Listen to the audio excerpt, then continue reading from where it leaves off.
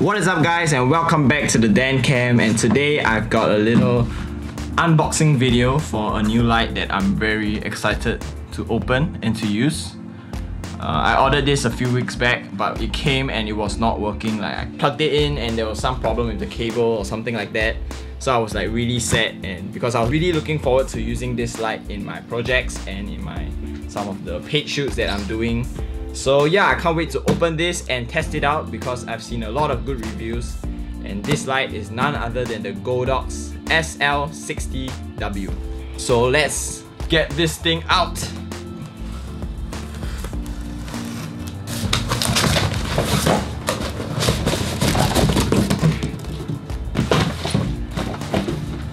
Oops, sorry Nikon.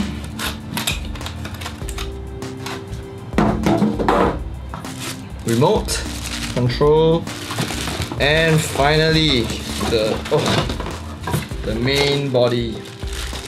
Ta-da! So along with this light, I ordered the Octagon Godox softbox as well, and now I'm gonna set it up and see how well it works. But before that, let me just do a test if this thing works when I plug it in. Okay, I don't want to have to return it again. Okay, moment of truth. Will you work? Hey! Oh, damn. Ooh, that is bright. And look at this. It's 10% and it's that bright. That's pretty amazing. Whee! Yeah, it works. Time to set it up. So let's get to it.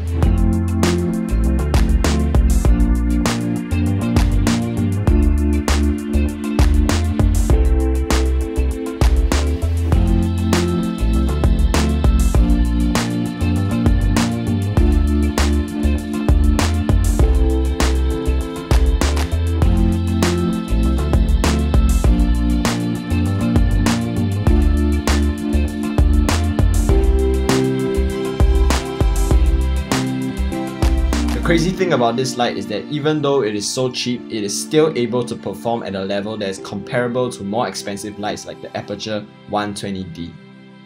And you know, for the longest time I've been using all these like small little LED lights, and like even this light here, and there's a light there.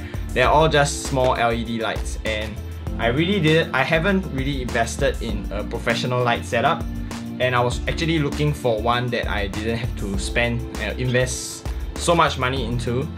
And this light is just, so far it looks really good. So what I'm going to do now is I'm going to test out this light over the next few days.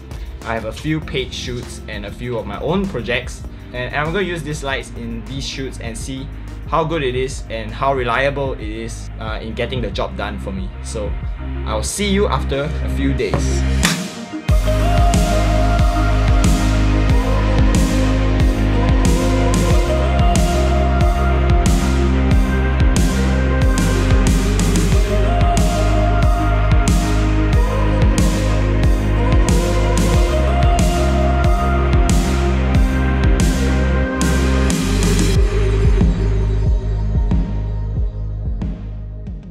So I'm back from a few days of shoot using this light as my main light in these shoots, and all I can say is, man, this is really 200 bucks well spent for me.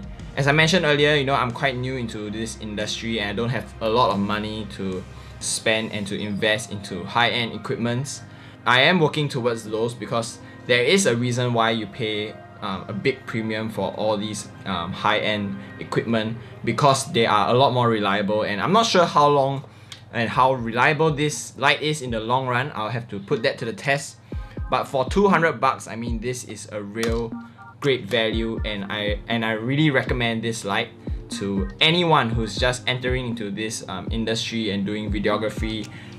Maybe even as a hobby, you know, $200 is not that big of an investment. So yeah, if you are looking into doing videos and shoots for people or for companies, this is definitely the light that you want to get. Okay, so the first thing to point out about this light that I don't really like is that the fact that the remote control and the LCD and the body doesn't sync up in control. Meaning to say that if I were to adjust certain settings with the dial here, it doesn't reflect on my remote control, and in the same way, whatever I do on the remote control isn't registered to the body. So yeah, that's just something to take note. But to be honest, it's not really much of a deal breaker, because more often than not, this light is probably high up somewhere, you know, you can't reach the dial, and you'll rely mostly on the remote control. So I would suggest that you just stick to either using the remote control or the LCD panel on the light itself. But to be honest, just use the remote control. That's the best option. Another big problem that I have, and to be honest, this was quite a letdown when I was using this light, is the fact that it cannot change color, even though it states that it has the function to do that. You know, even on the remote right here, if you can see, and you can go into focus, even here you notice that over here it says 4500 Kelvin, and you can actually adjust, you know, the color temperature, but adjusting it doesn't change the color for some reason, and I'm not even sure how you can change the color using the dial. You know, there's just something wrong with that. I'm not sure if it's a problem with my own light or it's a factory defect or something. I'm not really sure. I mean, it was quite a disappointment, because if I can change color with that, you know, that means I have a lot more options in using this light. But apart from that, you know, the color of this light is already pretty good. It's just neutral. White is more, you know, and that's good enough for a light at this price. Another problem that I have actually noticed a lot on YouTube videos and reviews is the fan noise. A lot of people say that it's pretty noisy and you can hear it in videos, but I don't really notice it when I'm using, and especially if you're using like a lavalier or it's pretty far away, and if you're using a handheld mic, I don't think you actually pick up the noise from the fan because it's not that loud.